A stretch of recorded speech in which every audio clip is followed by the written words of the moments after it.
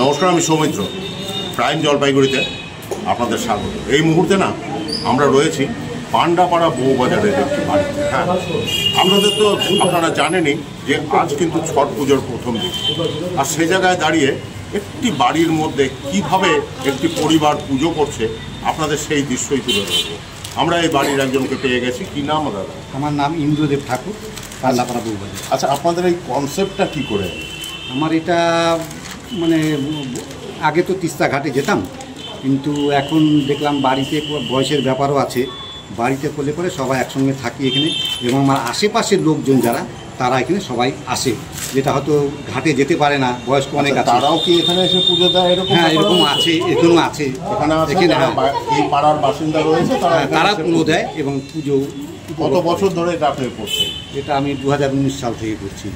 আচ্ছা, আপনাদের আগে আমি একটু দেখাই যে ওনার কনসেপ্টটা একবার দেখুন। বাড়ির ছাদে একটা জলের জায়গা করেছে, আপনারা দেখতে পাচ্ছেন জল রয়েছে। আমার ক্যামেরা পার্সনকে বলবো একটু সামনে গিয়ে দেখাতে। সেই জলের মধ্যে থেকেই কিন্তু ওনারা সেই পুজো দিচ্ছেন বাড়ির মহিলারা। আপনারা দেখছেন সেই দৃশ্য, যে একটা চৌবাচ্চার মতন করা রয়েছে, যার মধ্যে হাঁটুর ওপরে জল রয়েছে।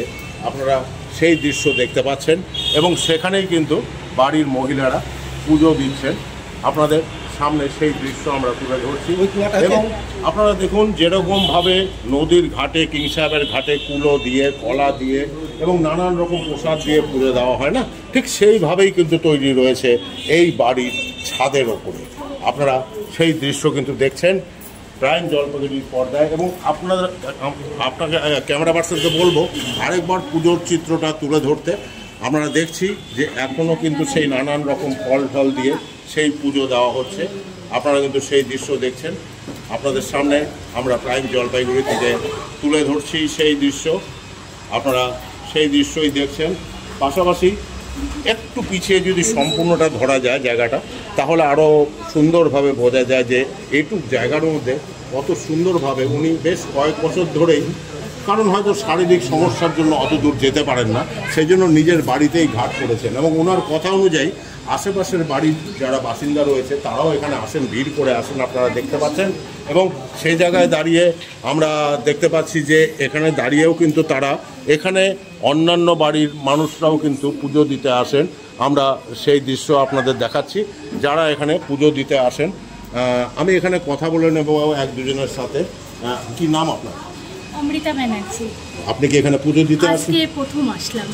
কেমন লাগছে? ভালোই লাগছে, কারণ কিং সাহেবের ঘাটটা আপনাদের এখান থেকে বোধহয় অনেকটা দূর হয়ে যায়। হ্যাঁ, অনেকটা দূর।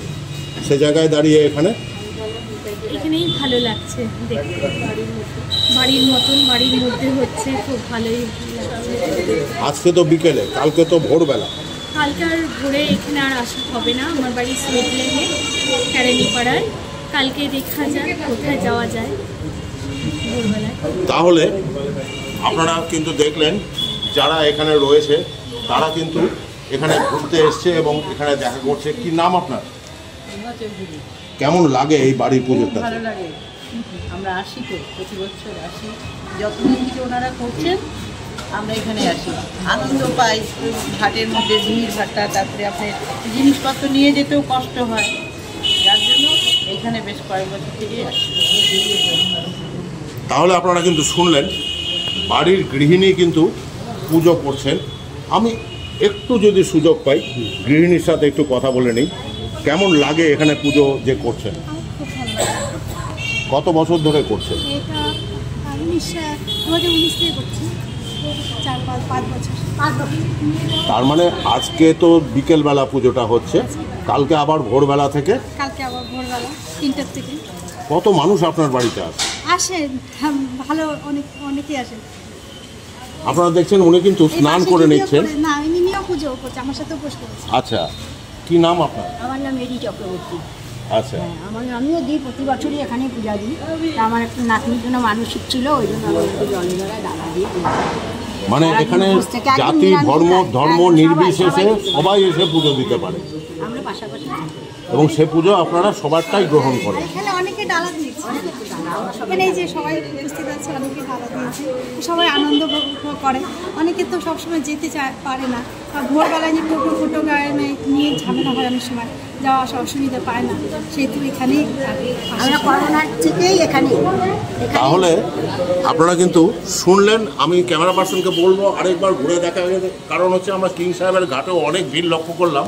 পাশাপাশি এই বাড়ির ছাদে যে একটা নতুন কনসেপ্টে পুজো হচ্ছে, হ্যাঁ ছট পুজো, সেখানেও কিন্তু বহু মানুষ এসেছে এবং আশা করা যাচ্ছে, এবং যেটা আমরা ওনাদের কথায় বুঝলাম, যে কাল সকালে নাকি আরও ভিড় হবে, কারণ ভোর থেকে মানুষ কিন্তু এই বাড়ির মুখ হবেন এবং এই এলাকার মানুষরা যে আমরা কিন্তু সেই জায়গাটা দেখে নেব। কালকেও কিন্তু ভোরবেলায় মানুষজন এখানেই থাকবেন, এখানেই আসবেন, এখানেই পুজো দেবেন। ক্যামেরায় পিঙ্কির সঙ্গে আমি সৌমিত্র, প্রাইম জলপাইগুড়ি।